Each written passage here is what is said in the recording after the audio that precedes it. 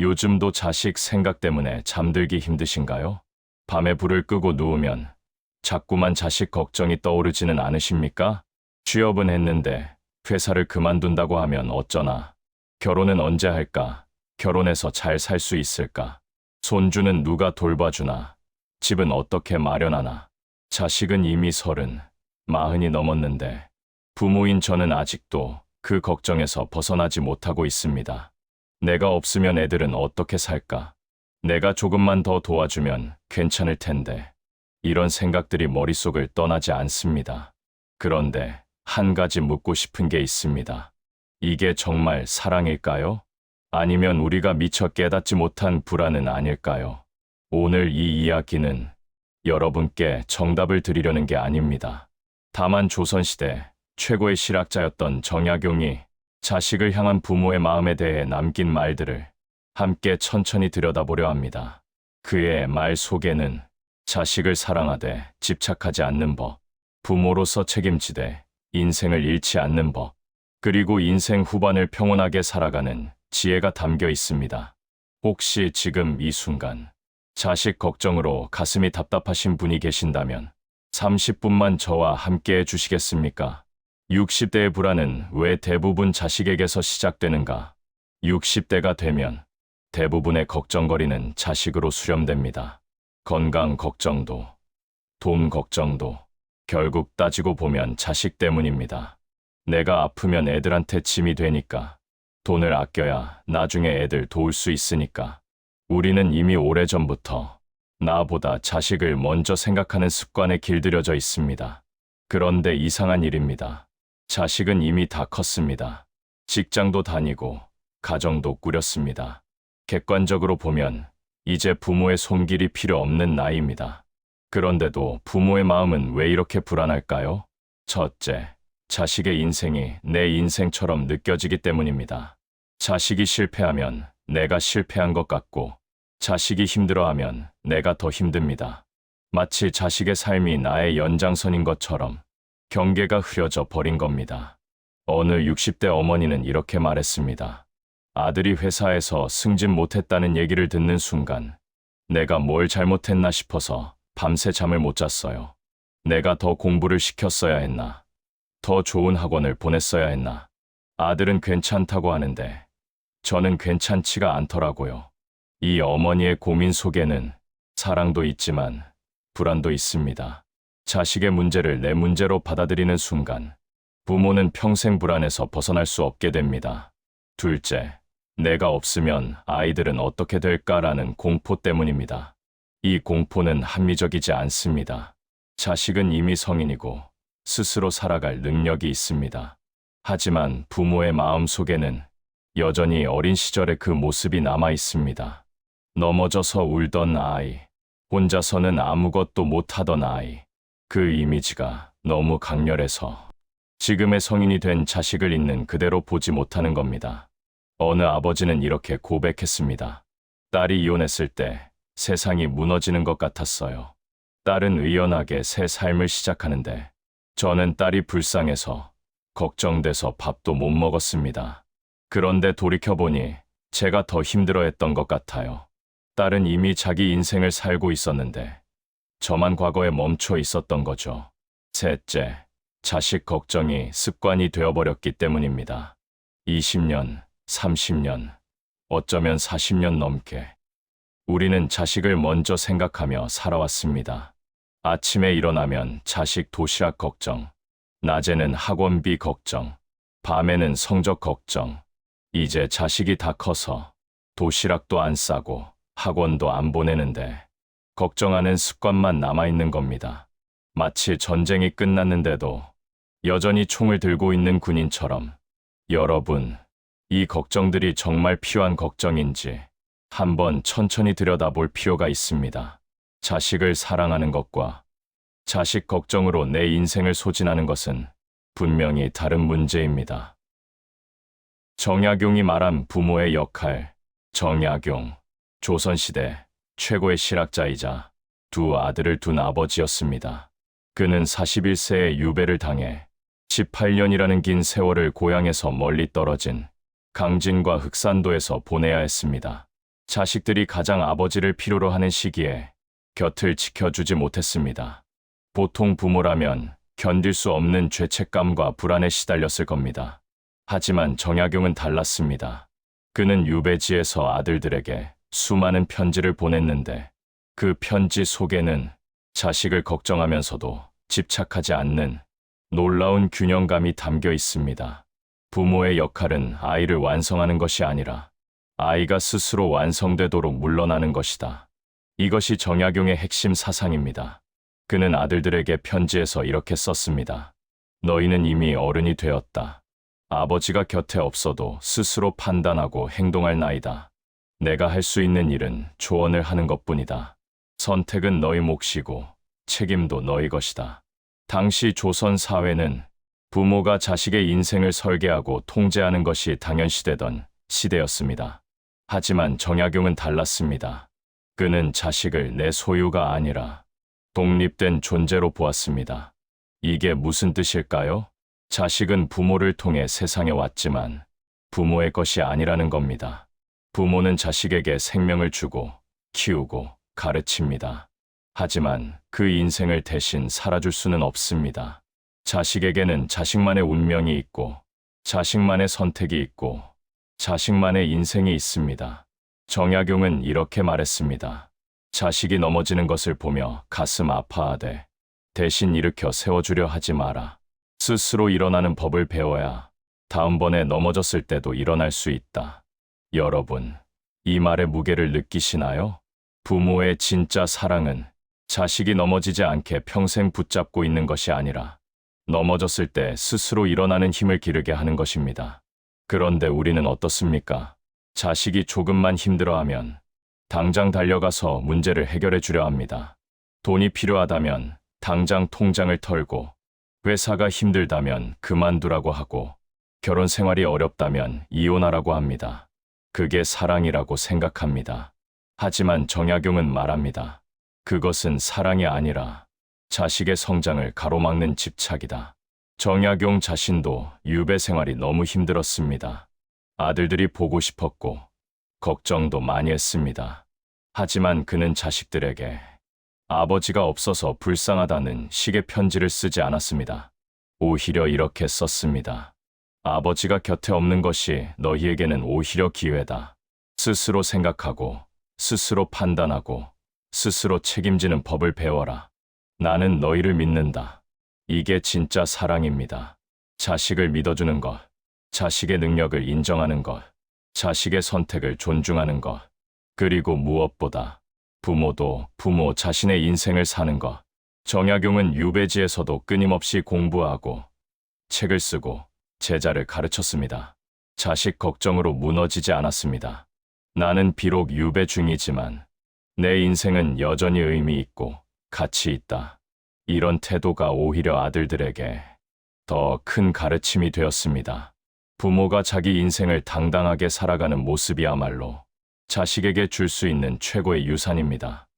반대로 부모가 자식의 걱정에만 매달려 있는 모습은 자식에게 죄책감과 부담만 안겨줍니다. 엄마, 아빠는 나 때문에 인생을 포기했구나. 내가 더 잘해야 부모님이 행복하시겠구나. 이런 생각이 자식의 어깨를 짓누릅니다.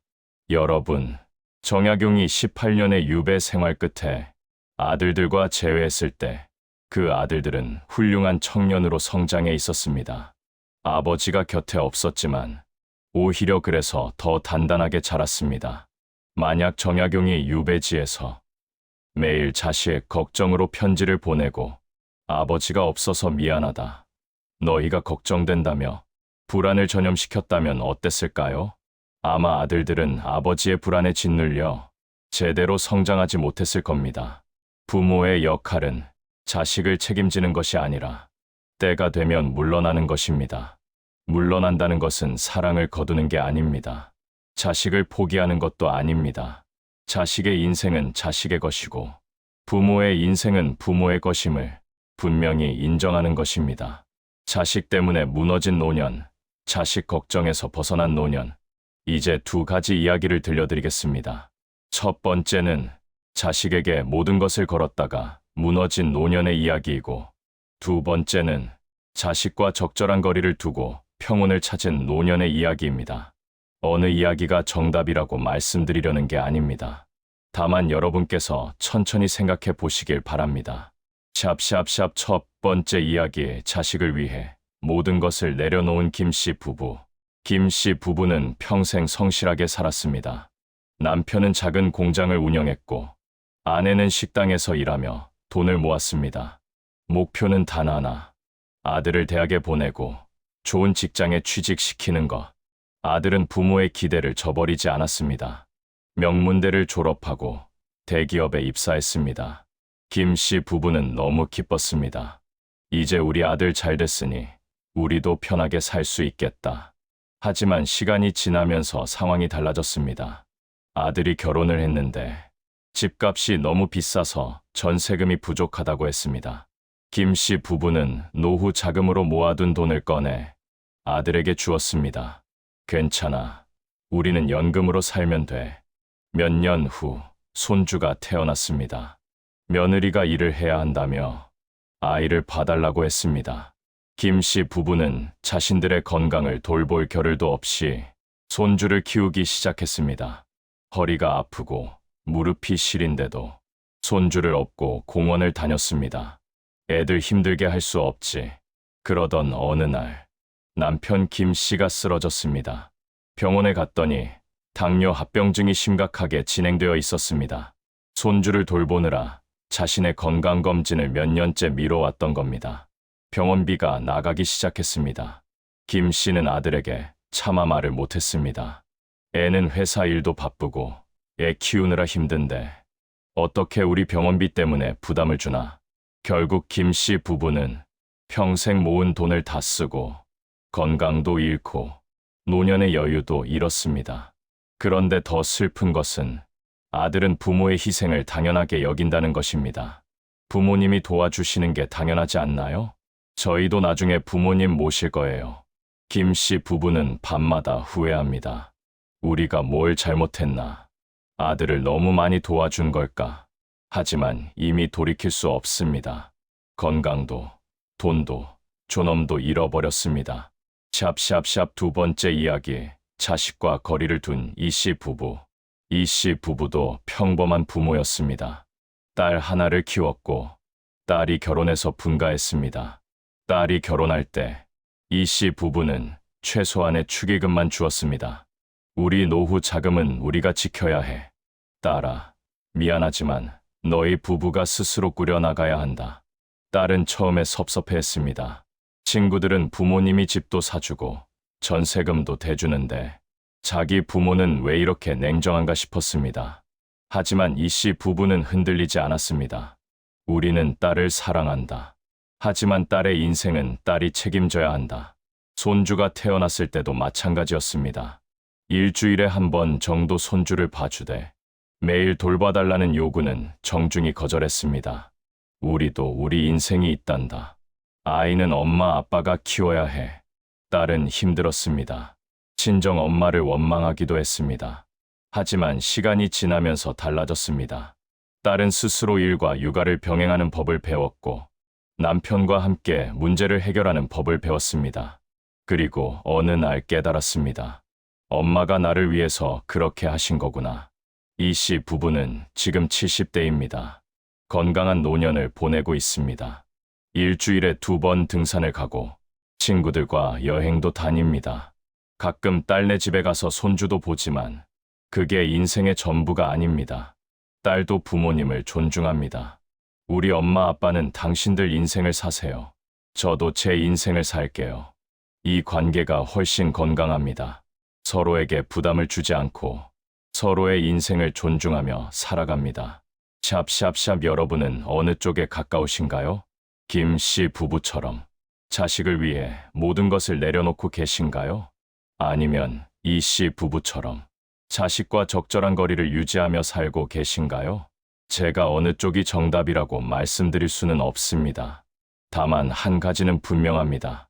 자식에게 모든 것을 주는 것이 반드시 자식을 위하는 길은 아니라는 것. 때로는 물러서는 것이, 때로는 거절하는 것이, 때로는 내 인생은 내가 책임져야 한다고 말하는 것이 진짜 사랑일 수 있습니다. 그리고 무엇보다 여러분의 인생도 소중합니다. 자식을 위해 모든 걸 희생하는 것이 미덕이라고 배웠지만 그게 정말 옳은 걸까요? 부모의 행복도 중요합니다. 부모의 건강도 중요합니다. 부모의 노년도 존중받아야 합니다. 60대 이후 반드시 내려놓아야 할 자식 관련 마음 3가지. 이제 정약용의 지혜를 빌려 60대 이후 반드시 내려놓아야 할 3가지 마음에 대해 이야기하겠습니다. 샵샵샵 첫 번째, 그래도 내가 책임져야 한다는 마음. 여러분 중 많은 분들이 이렇게 생각하실 겁니다. 자식이 힘들어하는데 어떻게 모른 척해? 내가 도와주지 않으면 누가 도와줘? 이 마음 충분히 이해합니다. 부모는 본능적으로 자식을 보호하고 싶어 합니다. 하지만 정약용은 이렇게 물었습니다. 자식이 정말로 도움이 필요한 것인가? 아니면 부모가 도와주고 싶은 것인가? 이 둘은 전혀 다른 문제입니다. 자식이 진짜 위기 상황이라면 도와줘야 합니다. 하지만 대부분의 경우는 그렇지 않습니다. 자식은 스스로 해결할 수 있는데 부모가 먼저 나서서 문제를 해결해 주는 겁니다. 이게 반복되면 어떻게 될까요? 자식은 스스로 문제를 해결하는 능력을 잃어버립니다. 어차피 부모님이 해결해 주시겠지라는 의존성이 생깁니다. 그리고 부모는 평생 자식의 문제를 떠안고 살아가게 됩니다. 60대가 되어서도, 70대가 되어서도, 80대가 되어서도 자식 걱정에서 벗어날 수 없습니다. 정약용은 말합니다. 부모의 책임은 자식이 스스로 설 수 있게 하는 것이지 평생 업고 가는 것이 아니다. 자식이 30, 40이 넘었다면 이미 책임질 나이입니다. 그래도 내가 책임져야 한다는 마음은 사랑이 아니라 집착입니다. 이제 그 마음을 내려놓으셔도 됩니다. 자식을 믿으세요. 자식에게는 스스로 살아갈 힘이 있습니다. 샵샵샵 두 번째, 자식의 실패를 내 실패로 여기는 마음. 자식이 취업에 실패했습니다. 자식이 사업에 실패했습니다. 자식이 이혼을 했습니다. 이럴 때 부모는 어떻게 반응할까요? 내가 뭘 잘못했길래, 내가 더 잘 키웠어야 했는데, 다른 사람들이 뭐라고 할까? 자식의 실패를 곧 내 실패로 받아들입니다. 하지만 정약용은 이렇게 말합니다. 자식의 인생은 자식의 것이다. 성공도 자식의 것이고 실패도 자식의 것이다. 부모가 자식의 실패를 자기 탓으로 돌리는 순간 2가지 문제가 생깁니다. 첫째, 부모 자신이 무너집니다. 자식이 실패할 때마다 부모도 함께 무너지면 부모의 인생은 영원히 안정을 찾을 수 없습니다. 둘째, 자식에게 짐이 됩니다. 부모님이 내 때문에 괴로워하시네.